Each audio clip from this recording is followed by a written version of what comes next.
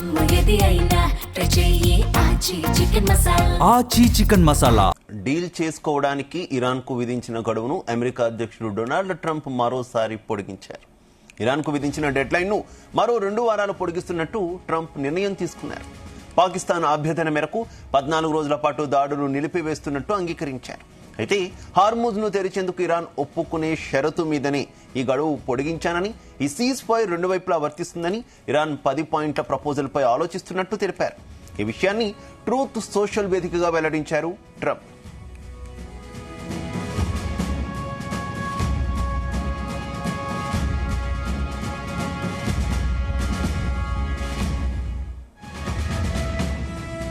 రైట్గా ఇదే విషయం మరింత సమాచారం మా చీఫ్ న్యూస్ కోఆర్డినేటర్ రాధాకృష్ణ అందిస్తారు. Radhakrishna, very good morning.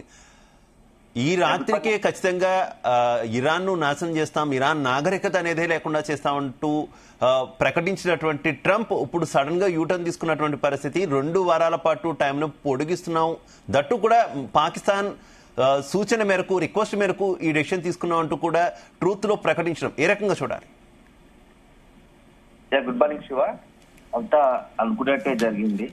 మొదటి నుంచి కూడా డొనాల్డ్ ట్రంప్ ఏదైతే అంటాడో అది చేయడు అనేది మరొకసారి నిరూపితమైందని చెప్పవచ్చు. ఎందుకంటే డొనాల్డ్ ట్రంప్ వ్యవహార శైలి ఉంది. ఏదైతే మనం ఇది చేస్తాం అది చేస్తాం అని చెప్తాడో అది చేయడు. సో తనదంతా ఒక డిఫరెంట్ వ్యవహారం, డిఫరెంట్ స్టైల్. ఇప్పుడు ఆ పక్కన పెడితే ఇప్పుడు తాజాగా కూడా ఇరాన్ ఇజ్రాయెల్ యుద్ధం సంబంధించిన విషయంలో డొనాల్డ్ ట్రంప్ మొదటి నుంచి కూడా తను చేస్తున్న ప్రకటనలకు జరుగుతున్న దానికి పూర్తిగా విరుద్ధంగా ఉంది. సో నిన్న చేసిన ప్రకటన ఏదైతుందో అంతా కూడా ప్రపంచ దేశాలు కూడా కొంత విస్మయానికి, ఆందోళనకు గురయ్యాయి. ఉన్నట్టుండి ఒక్కసారిగా సాయంత్రం సమయంలో ఇక ఇరాన్ మొత్తం కూడా లేకుండానే చేస్తాం, ఇరాన్ నాగరికతను అంటే ఒక దేశాన్ని మొత్తంగా కూడా సర్వనాశనం చేస్తాం, ప్రపంచ పటంలో ఇరాన్ అనేది లేకుండా చేస్తాం అన్నట్టుగా కూడా నిన్న పెద్ద ఎత్తున హెచ్చరికలు, ఒక బేకరాలు పలికాడు. సో అది కట్ చేస్తే గంటల వ్యవధిలోనే మరొకసారి మాట మార్చి తన అధికారికంగా ట్రూత్ లో పోస్ట్ చేశారు. సో ఉన్నట్టుండే ఆలోచనగా కాల్పుల విరమణ ఒప్పందం కుదిరింది. 2 వారాల పాటు కాల్పుల విరమణ ఒప్పందానికి అంగీకరించాము. ఇజ్రాయెల్ కూడా ఇరాన్ ఒప్పుకుంది, ఇజ్రాయెల్ కూడా మా మాట ప్రకారం ఒప్పుకుంటుంది అని చెప్పేసి కూడా ట్రంప్ చెప్పాడు. సో ఇదంతా చూస్తుంటే ఇన్ని రోజుల సమయంలో అసలు డొనాల్డ్ ట్రంప్ ఇరాన్ పై ఇజ్రాయెల్ తో కలిపి యుద్ధం చేయడం వల్ల సాధించింది ఏంటి అనేది ఒక ప్రశ్న ఉత్పన్నమవుతుంది. అయితే ఇప్పుడు ఇక్కడ అందరికీ ఆసక్తిగా అంశం ఏంటంటే గత కొద్ది రోజులుగా ఈ మొత్తం వ్యవహారంలో పాకిస్తాన్ ఎందుకు కేంద్ర బిందువు అవుతుంది, పాకిస్తాన్ ఎందుకు తెరపైకి వస్తుంది, పాకిస్తాన్ ఉన్నటువంటి ఎందుకు ఈ యొక్క యుద్ధంలో ఇనిషియేట్ తీసుకోవాలని అమెరికా తరఫున వకాల్తా పుచ్చుకోవాలని ఎందుకు అనుకుంటుందో కూడా ఇప్పుడు ఎవరికి తెలియని పరిస్థితి. చాలా మనం యుద్ధం మొదటి నుంచి కూడా గమనిస్తూ ఉంటే అమెరికాకు సంబంధించి మొత్తం పాకిస్తాన్ కు ఒకవైపు పాకిస్తాన్ అమెరికాకు వెన్నుదన్నుగా అండగా నిలిచే ప్రయత్నం చేసింది.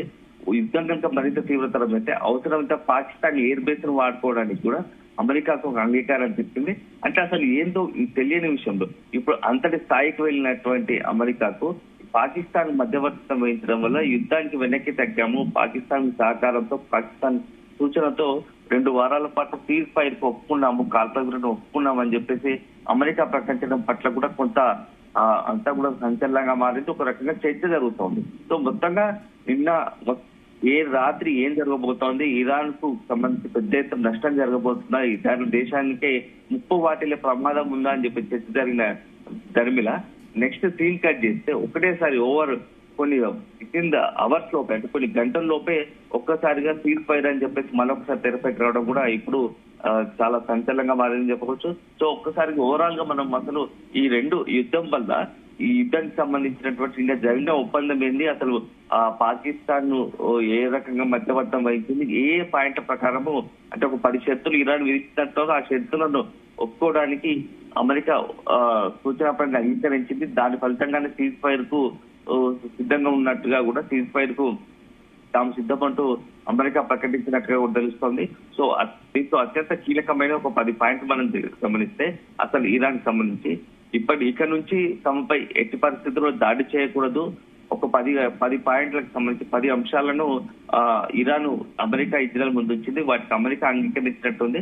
సో ఆ అమెరికా అంగీకారంతో సీజ్ ఫైర్ కు ఒప్పందం కుదరదు. అందులో ప్రధానంగా ఇకపై ఇరాన్ పై దాడి చేయకూడదు ఒకటి, అర్బాజ్ జలసంధి పైన ఇరాన్ ఇప్పటికీ నియంత్రణే ఉంటుంది. హర్మజ్ జలసంధి పైన ఈ ఇరాన్ సంబంధించి నియంత్రణ కొనసాగుతుంది.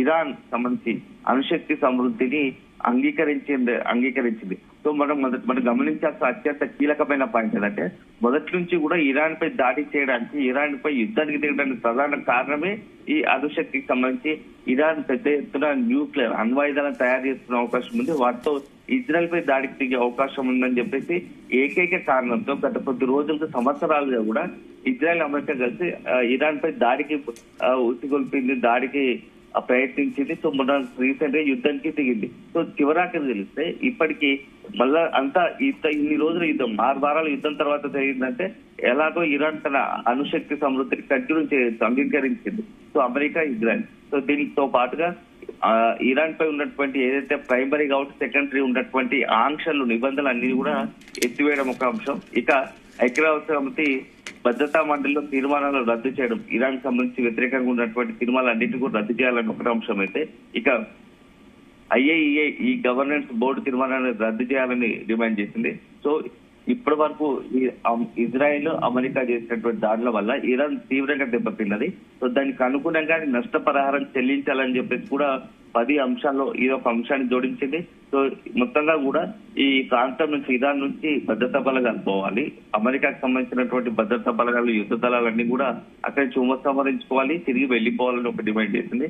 లెబనాన్, గాజా, పాలస్తీనా, ఇరాక్, యమన్ లో ప్రతిఘటన బలగాలపై యుద్ధాన్ని అన్ని రంగాల్లో మొత్తంగా కూడా యుద్ధానికి సీజ్ ఫైర్ కు ఒప్పుకోవాలి, కాల్పులకు ఒప్పుకోవాలని చెప్పేసి కూడా ఈ 10 పాయింట్లతో షరతులు పెట్టేసి దానికి అమెరికా ఒప్పుకుంది. సో మొత్తంగా అయితే చాలా 6 వారాల తర్వాత ఇప్పుడున్న పరిస్థితుల్లో పశ్చిమాసియాలో ఒక పెద్ద సంచలన నిర్ణయం అని చెప్పొచ్చు. అందరికి, ప్రపంచ దేశాలకు కూడా ఇది ఒక ఉపశమనం కలిగించే వార్త అని చెప్పవచ్చు. ఎట్టకేలకు మొత్తంగా కూడా యుద్ధానికి సంబంధించి అధికారికంగా సీజ్ ఫైర్ ప్రకటన వచ్చిందని మనం భావించాల్సి ఉంటుంది. ఇప్పటికి కూడా ఏదైనా ఇజ్రాయెల్ గానీ, ఇరాన్ గానీ, అమెరికా గానీ ఇంకేదో దూకుడుగా చర్యలు వ్యవహరిస్తే అది ఖచ్చితంగా యుద్ధానికి కంటిన్యూ అయ్యే అవకాశం ఉంటాయి తప్ప అటు ఇరాన్ లో చూస్తే అమెరికా మీద విజయం సాధించాము అనేటటువంటి ఆనందోత్సాహాలు ఎక్కువగా కనిపిస్తున్నటువంటి పరిస్థితి. పబ్లిక్ అంతా కూడా రోడ్ల మీదకి వస్తున్నట్టు కూడా మనకు వార్తలు వస్తున్నటువంటి సిచ్యువేషన్ కదా. అలాగే ఇందాక మీరు ప్రస్తావించినట్టు పాకిస్తాన్ మధ్యవర్తిత్వం, దీన్ని ఏ రకంగా చూడాలి, దీనివల్ల పాకిస్తాన్ కి వచ్చేటటువంటి అడ్వాంటేజ్ ఏముందనుకోవచ్చు. ఇస్లామాబాద్ లో కూడా త్వరలోనే చర్చలు జరగచ్చు, ఇరాన్ అలాగే అమెరికాకు సంబంధించి ఇరు దేశాలతో ఇస్లామాబాద్ వేదికగా కూడా చర్చలు జరగచ్చు అనేటటువంటి వార్తలు వస్తున్నాయి కదా, అందులో వాస్తవం ఉందనుకోవాలి. మొదటి నుంచి కూడా ఈ అమెరికాకు పూర్తి స్థాయిలో సానుకూలంగా ఉన్నటువంటి దేశాల్లో పాకిస్తాన్, అందున ఇప్పుడు ఇరాన్ కనీసం 490 కిలోమీటర్ల కొంత సరిహద్దు ప్రాంతంగా కూడా కొంత ఇరాన్ కు చేసుకొని పాకిస్తాన్ కొంత దగ్గరగా ఉండడం వల్ల ఒక అంశాన్ని దీన్ని పరిగణలో తీసుకున్నారు. సో అందున కొంత ముస్లిం కంట్రీ, సో తెలిసిందే అట్లా మొత్తం కూడా ముస్లిం కంట్రీ కావడంతో కొంత ఇరాన్ తరఫున ఇనిషియేట్ తీసుకున్నారు. ప్రారంభంలో ఇరాన్ పై దాడి చేసిన క్రమంలో కూడా అమెరికాను కూడా తప్పుపట్టింది పాకిస్తాన్. సో ఈ నేపథ్యంలో కొంత ఇనిషియేట్ తీసుకుంది. సో భవిష్యత్ అవసరాలు తెచ్చాయి. ఎందుకంటే ఇప్పుడున్న సమయంలో 2 రకాలుగా కొద్ది రోజులుగా కూడా డొనాల్డ్ ట్రంప్ కూడా యుద్ధాన్ని ఆపడానికి అన్ని రకాలుగా ప్రయత్నం చేస్తున్నారు. సో యుద్ధం ఆపడానికి ఎవరో ఒకరు మధ్యవర్తిత్వం వహించాలి. సో దాంట్లో ఇప్పుడున్న పరిస్థితుల్లో కొంత అమెరికాకు అత్యంత సన్నిహితంగా ఉంటుంది అన్ని రకాలుగా. ఎందుకంటే ఇటీవల కాలంలో అమెరికా అధ్యక్షుడు డొనాల్డ్ ట్రంప్, అదేవిధంగా పాకిస్తాన్ సంబంధించినటువంటి ప్రధాని షెహబాజ్ షరీఫ్ కావచ్చు, పాక్ ఆర్మీ చీఫ్ ఆసిఫ్ వీరిద్దరితో కొంత డొనాల్డ్ ట్రంప్ సంబంధించినట్టు వ్యక్తిగతంగా లావాదేవీలు, అంటే వాణిజ్య పరంగా కూడా ఒప్పందాలు ఉన్నాయి. సో ఆ ఒప్పందాలే ఇప్పుడు అమెరికాకు పాకిస్తాన్ సంబంధించి కొంత సత్సంబంధాలు నేర్పేలా కొంత అవకాశం కలిగింది అని చెప్పేసి కూడా పెద్ద ఎత్తున ప్రచారం జరుగుతుంది. ఎందుకంటే ఇటీవల కాలంలో Asif Munir, Pakistan army chief Asif Munir America వెళ్ళినప్పుడు వారాల తరబడి అక్కడ ఉండి డొనాల్డ్ ట్రంప్ కలిసిన పరిస్థితి ఉంది. సో ఈ నేపథ్యంలో అట్లా అమెరికా, పాకిస్తాన్ మధ్య కొంత ఇద్దరు వ్యక్తిగతంగా ఉన్నటువంటి వాణిజ్య ఒప్పందాలే. సో అల్టిమేట్ గా అది దేశానికి సంబంధించి కొంత సన్నిహిత సంబంధాలు ఏర్పడడానికి కారణమైంది. ఇప్పుడు అమెరికాను బయట పెట్టడానికి, ఎందుకంటే రోజు రోజుకు అమెరికా కూడా కొంత ఒక రకంగా అమెరికాకు పరువు పరిస్థితి దిగజారేలా కనబడుతుంది యుద్ధం వల్ల. ఇన్ని రోజులు యుద్ధం చేసి ఇరాన్ ను ఏమీ చేయలేకపోయిందని ఒక ప్రచారం ప్రపంచ దేశాల్లో ఉంది. అగ్రరాజ్యంగా చెప్పుకున్న అమెరికా సంబంధించి ఇప్పుడు రక్షణ వ్యవస్థపైనే కొంత అనుమానాలు ఏర్పడే పరిస్థితి. ఈ నేపథ్యంలో సో అమెరికా తరఫున వకాల్తా పుచ్చుకుందని అనుకోవాలి. సో ఇప్పుడు ఇదొక అంశం అయితే, ఇక ఇన్ని రోజుల తర్వాత యుద్ధంలో ఇప్పుడు సీజ్ ఫైర్ అనేది తెరపైకి రావడం అల్టిమేట్ గా ఈ మొత్తం పరిణామాలు ఒక రకంగా ఇరానే అమెరికాపై పైచేయి సాధించిందా అనే ఒక అభిప్రాయం మాత్రం పెద్ద ఎత్తున వెలువడుతుంది. అన్నిటికి మించి మనం గమనించాల్సిన ఈ అంశంలో మొత్తం ఇరాన్ ఎక్కడ దెబ్బ కొట్టాలో అక్కడ దెబ్బ కొట్టింది. దాని ఇంపాక్ట్ అమెరికానే కాదు ప్రపంచ దేశాలను కూడా కొంత ఆందోళనకు నెట్టింది.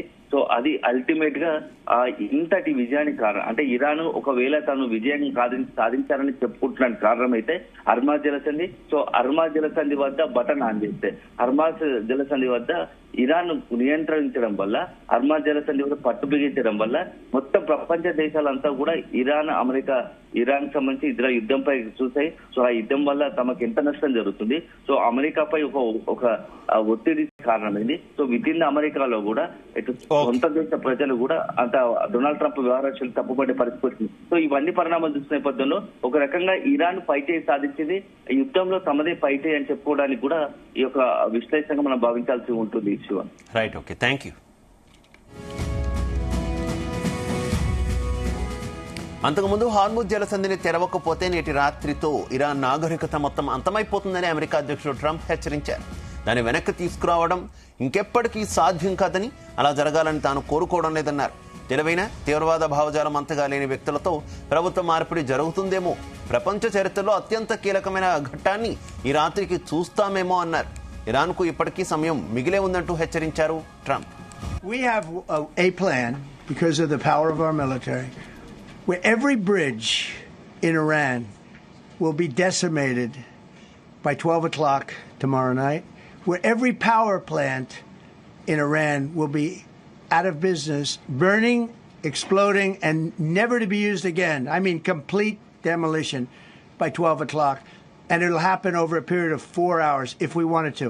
We don't want that to happen. We may even get involved with helping them rebuild their nation. And you know what? If that's the case, the last thing we want to do is start with power plants, which are among the most expensive thing, and bridges. You saw the bridge. The bridge went. We were very close to a deal. And then I got a call from Mr. Witkoff, Mr. Kushner, and JD saying, I think they're breaking the deal. I said, tell them that's okay. Don't worry about it. But tell them to look out their window and watch. And within 45 minutes, I gave the order to knock out the biggest bridge. I gave the order, knock out the biggest bridge in, I believe, the Middle East, but the biggest bridge in Iran.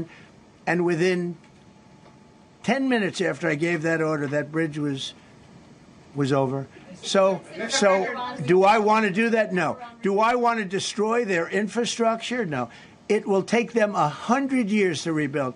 Right now, if we left today, it would take them 20 years to rebuild their country, and it would never be as good as it was.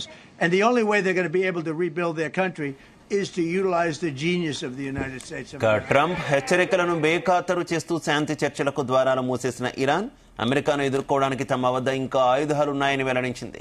15,000 క్షిపణులు, 45,000 డ్రోన్లతో తాము సిద్ధంగా ఉన్నామని పేర్కొంది. ప్రత్యక్ష దౌత్య సంబంధాలు తెగిపోవడానికి ముందు మధ్యవర్తిత్వం వహిస్తున్న పాకిస్తాన్కు ఈ విషయాన్ని ఇరాన్ వివరించింది.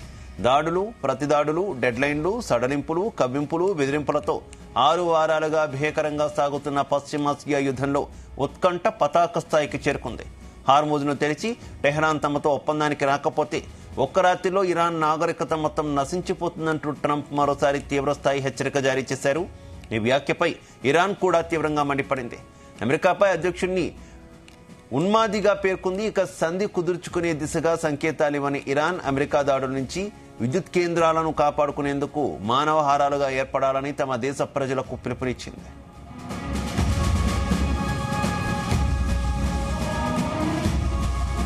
గల్ఫ్లోని అమెరికా మిత్ర దేశాలపై దాడులను మరింత ఉధృతం చేస్తామని హెచ్చరించింది. ఈ పరిణామాలతో పశ్చిమాసియాలో ఏ క్షణాన ఏం జరుగుతుందోనని యావత్ ప్రపంచం ఊపిరి బిగబట్టి చూస్తోంది. ఈ నేపథ్యంలో అమెరికా ఇరాన్ మధ్య సీజ్ ఫైర్ జరిగినట్టు వార్తలు వస్తున్న నేపథ్యంలో ఇరాన్ కీలక ప్రకటన చేసింది. రానున్న 2 వారాల పాటు హార్ముజ్ జలసంధిని తెరుస్తున్నట్టు ఇరాన్ మినిస్టర్ అబ్బాస్ అగర్షి పేర్కొన్నారు.